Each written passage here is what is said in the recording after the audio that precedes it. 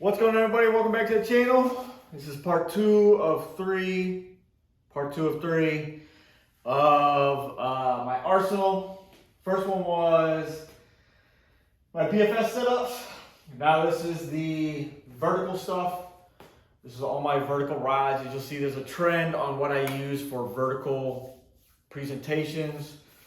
I like to have the most sensitive, the lightest, and the nicest rods for vertical presentation, just for feel, lightness all day. If I'm flipping a jig or something, football jig, anything like that, shaky head. I tend to lean towards the Xtasys and the DX line. I've also got a couple rods in there that never really came into production, but we'll go over those here in a second. So we're going to start off with my Beast Jig rod combo, my rod combo. So this is the Dobyns DX 746 HP. This is the previous HP. There's a new HP with black guides. Supposedly it's supposed to be just a hair lighter than this rod, maybe a half ounce or so. I was on the fence on swapping this out for the new rod.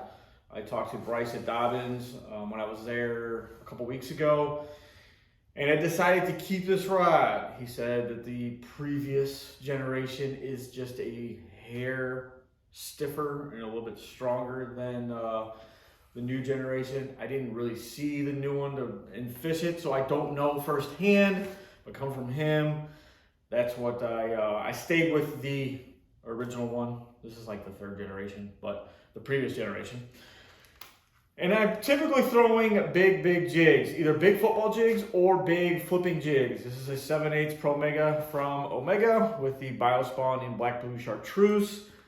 Again, this is the bait sack by Cal Coast Fishing or Tackle Works, whatever they're called now.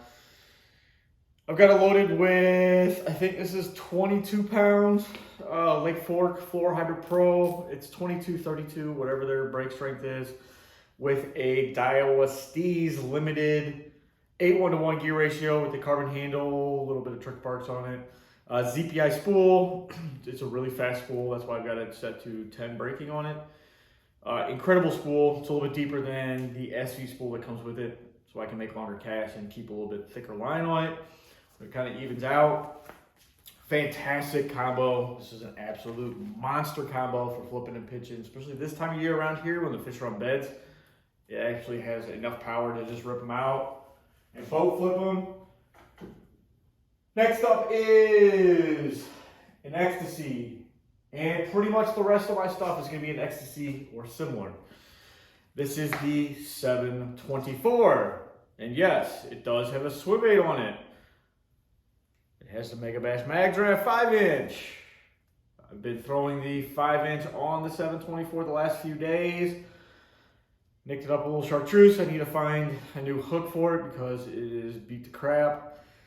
Just throwing the Mag Draft on it just because I was bored of throwing a little jig. So this is the 724. This is rated as a heavy fast action, 1/4 to 1 ounce, paired with a Daiwa SSSV, 7:1 gear ratio, RCS 90 handle with SLP knobs, ZPI bearings. Caught probably about 6 or 7 fish the other day on it. I also missed a really good one, it was over 4 pounds. It came right at the boat, set the hook, and it just didn't stay buttoned. The hooks are a little bit destroyed on that bait. But typically I am throwing lighter jigs like the 1/4 to 3 ounce, 3/8, 5/16, bigger shaky heads on this as well. You know, in the 1/4 to 3/16 with a bigger worm like a Zoom Mag trick worm. But for now, I just wanted to use the Xtasy 724 just because it's an absolute blast and it's a super light combo. One of the many jig rods that I have. This is a DX or the DRX Xtasy 755. I absolutely love this rod. I love this rod for skipping. I love this rod for just pitching and flipping. half-ounce jigs, typically half-ounce or 5/8 of an ounce. This is the 755 with a Daiwa Xtasy SV 8-1-1 ZPI handle, custom painted purple knobs that I did, purple accent on there to match everything else, the spool. This one is paired with 25-pound, yes, 25-pound Seaguar Abrazex. I just put a new line on there, put a new line on most of the rods because I'm getting ready to head north. Flipping an Omega half-ounce flip. This might be a 7/16. This might be a 7/16. 7/16 with a little bit lighter wire hook with the Paul Crew custom pour trailer. Awesome jig rod. It's a little slower in action than the DX line, the DX 745, which I think is probably one of the best jig rods made. This is a slower action to it. The DX is just a slightly faster action. Both rods are phenomenal. I probably need to get another DX 745 because it's an absolute blast. Next up is another DRX 755, 25-pound Seaguar Abrazex with another Xtasy Limited 8-1-1 ZPI handle, blue and gold. This is my homage to the St. Louis Blues. A little bit of blue, a little bit of gold. Throwing a 5/8 Omega Pro Mega in white because if you know white, bed fishing. The trailer got destroyed, so I got to put a new trailer on. This is actually the combo that broke my screen down in Texas. So that's the jig that broke it. It broke it, it smoked it at 2,000 miles an hour. And yeah, I definitely felt it throwing the Xtasy though. I mean, I couldn't miss it. Yes, this is another jig combo. I keep a few jig combos on deck. I'm probably gonna rig these up for smallmouth for some deep water stuff.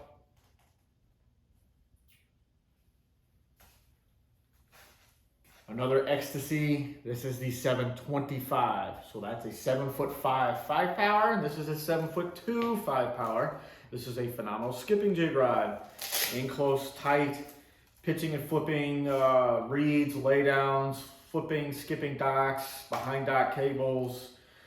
Currently, it's got the Omega Righteous jig, a little bit more finesse, 5/16 heavy hook on it with the Biospawn trailer.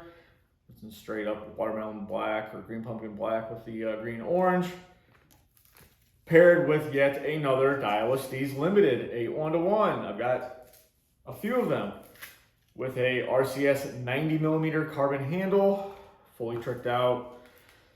Great jig rod, great skipping rod, absolutely fantastic combos of fish, super light reels, super light rods.